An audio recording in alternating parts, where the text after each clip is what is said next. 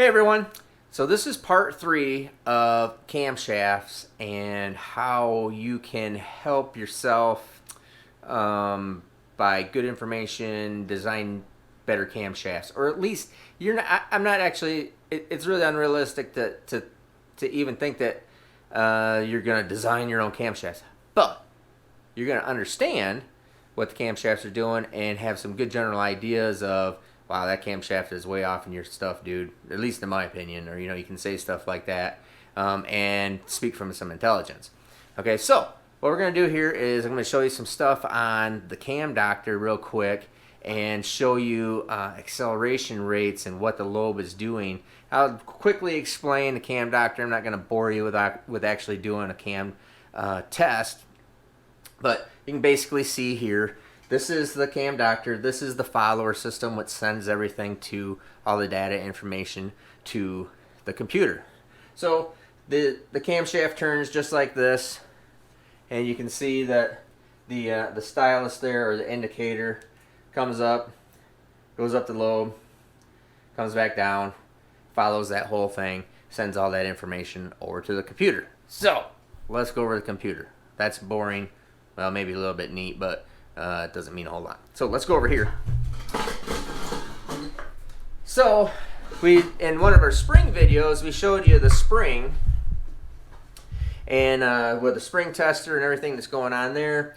And now this has got the Cam Doctor information up here. Now I use the Cam Doctor basically, honestly, to see if I ever run across the camshaft that I don't know what it is, and it works really good, and I want to see what it is and see what's going on with it.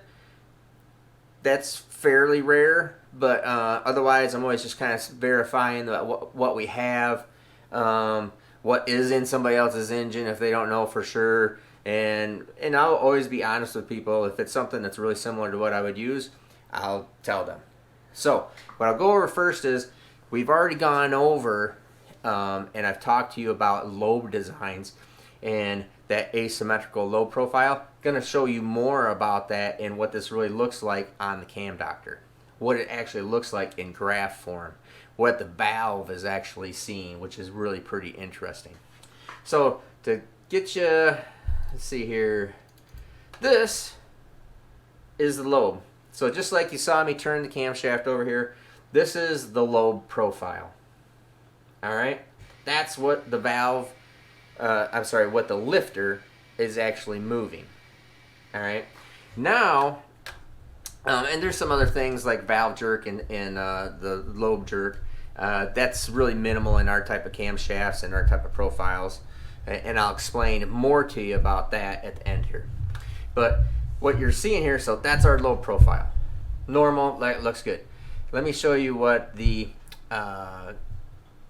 acceleration of the lobe looks like. So this is now blinking black. So this is how fast the lobe is actually accelerating. And we can get the actual numbers out here of where we're at. And I can chart all that out. But just to give you a quick graph information, you can see how fast that accelerates. And this is your major acceleration ramp right through here. Zero lift to basically about 50 to 100 right through there. That's your major. Actually, I'm sorry. Your major is 0 to 200, and then minor is 200 bucks.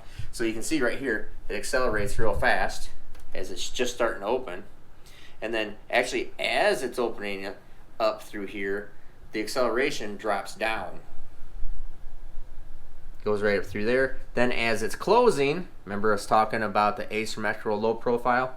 As it's closing right through here. Now this camshaft actually isn't my camshaft, so it's a little bit interesting here. But you can see that that thing has got the same rate, same hump, closing and opening.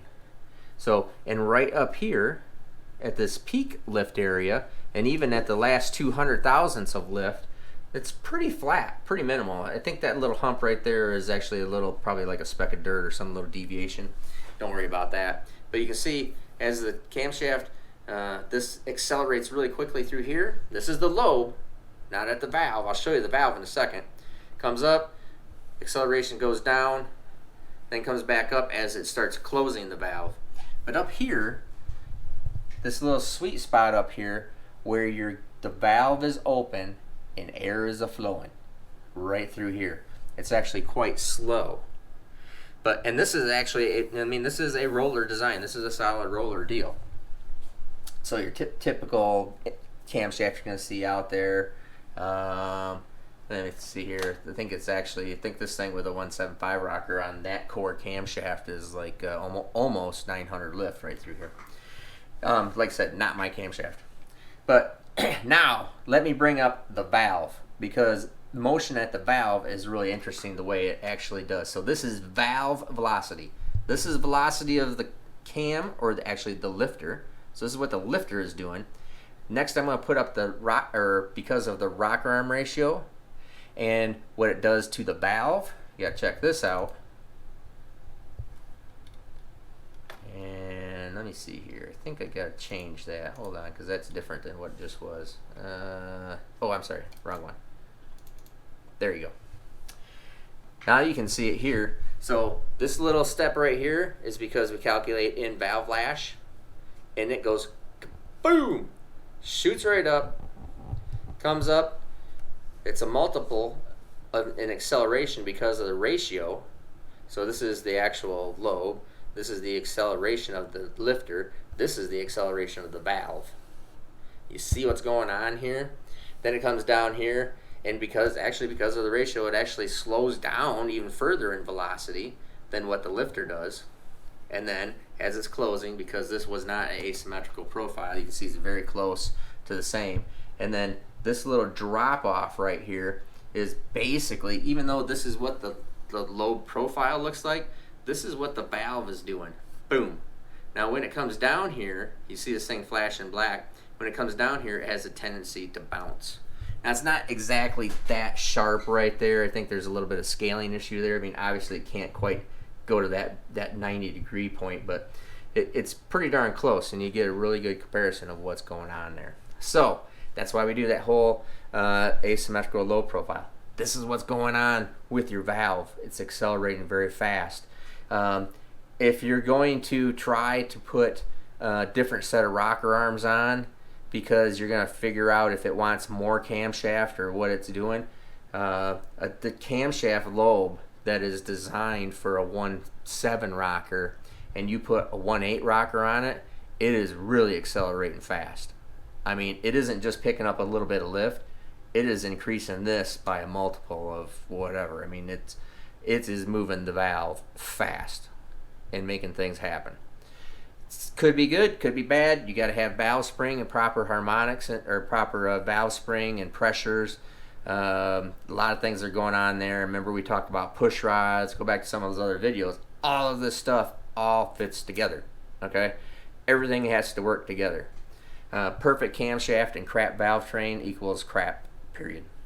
But anyways, so if you want to try putting $1,500, $2,000 worth of rocker arms instead of changing the camshaft, that's fine. But just remember, it's not a direct comparison, and you're not just picking up lift. You're picking up a lot of acceleration.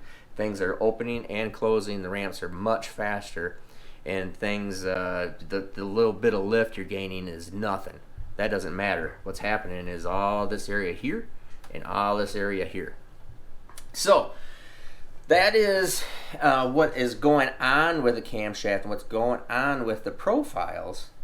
So what everybody wants to know, how do I pick out the right camshaft for my engine? Now, since there are about 1 million different engine combinations out there, I can't tell you how to pick out the right one for yours, but I build boosted engines. That is what we do here at Steve Morris Engines. NA is going to be different. Okay, so in general, your camshaft you're thinking about is probably too big. In general, it's probably too big. Now, in an NA deal, everybody really overcams NA stuff too. In order to have the kind of camshaft that most people think they need, you really need to have a lot of engine, and a lot of other things have to go along with it to capitalize on that. Otherwise, it's just a bunch of pumping losses. But since we do boosted stuff, I'm here to tell you this is the number one thing you need to understand about selecting a camshaft for your engine. The number one thing is it's not NA. Our power limitation, our air limitation is in your power adder. That is the number one thing. We're not building a camshaft for maximum engine power NA because you have a blower on it or you have turbos on it. The camshafts need to be designed and need to be built and made for boost, for controlling the air pump. Your engine is an air pump, but your air pump is being fed by air pump, basically. In the boosted world, that's all I care about. So in the boosted world, we need to build our camshafts based on what blower is in there. So, for example, I have a customer here that sent in a engine for a conversion, and it was a turbo motor. He wants to just put it was a NA motor, and he wants to put a small blower on this. So we're going to put this F1A 94 blower on it. I think we might even step it up just maybe to the F2, but he wants a small blower, wants to make a little bit of horsepower on a 632.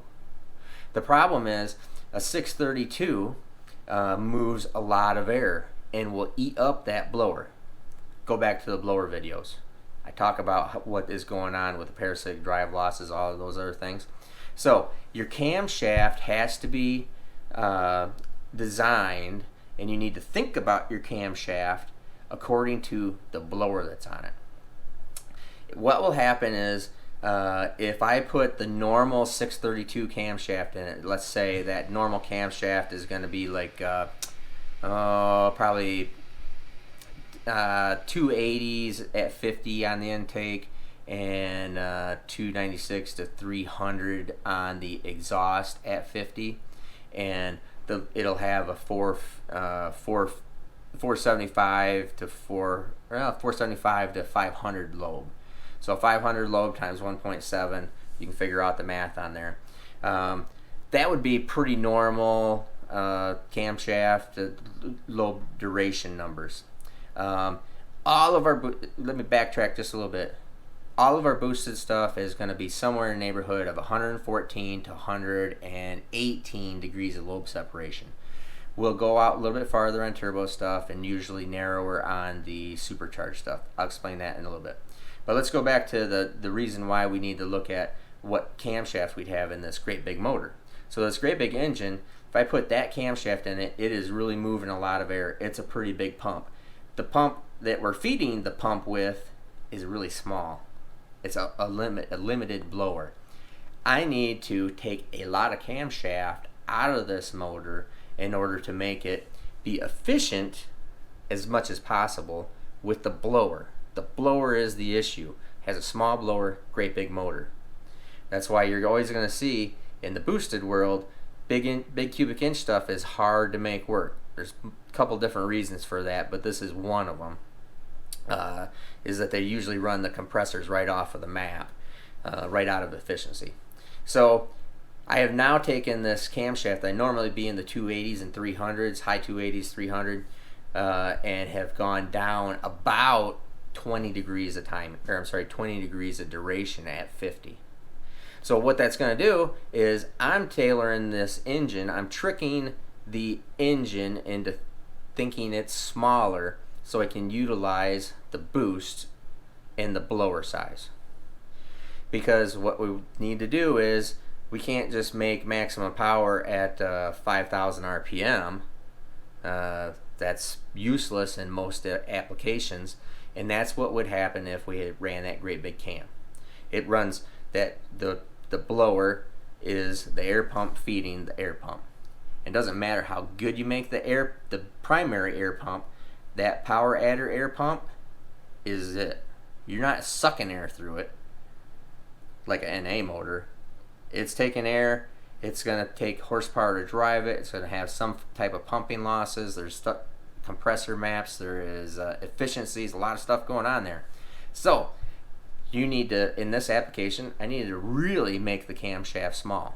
In fact, it's a little bit smaller than what I would normally put like in the 540 with the same blower. All trying to make this thing a little bit happier with this big cubic inch motor. So if you are limited in blower size or turbo size, then you're going to have smaller camshafts. Your lobe separations always stay about the same. I usually never change that. Like I said, the turbo stuff being 1/16, 17, 18.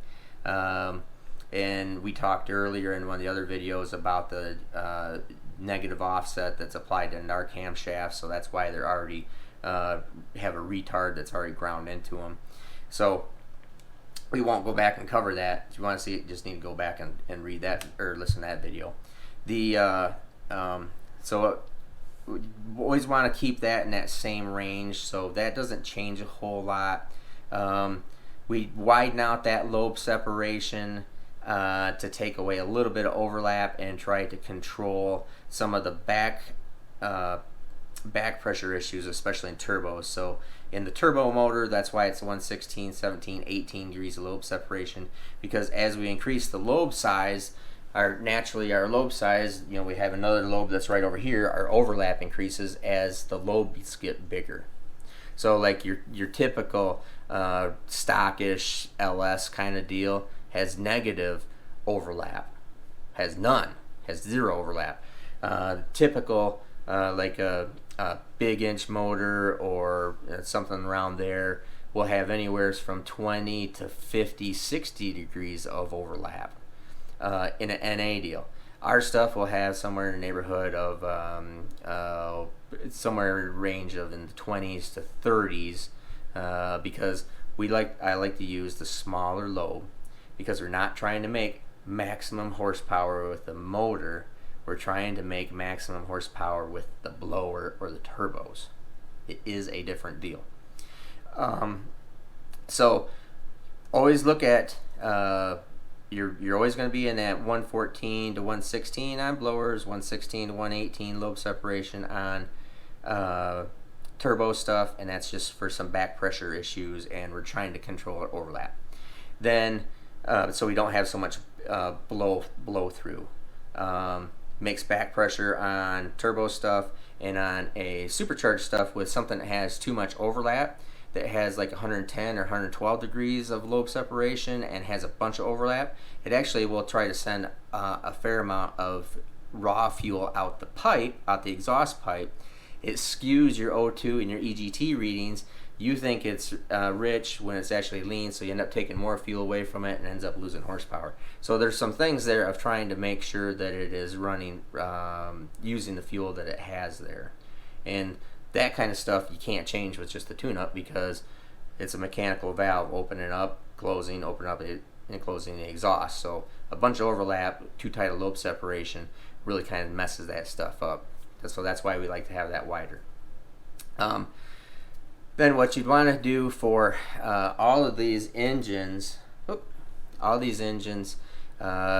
in general, I don't have anything any bigger than let's see here, 270s at 50 in any LS deal, and that is 2500 horsepower LS stuff.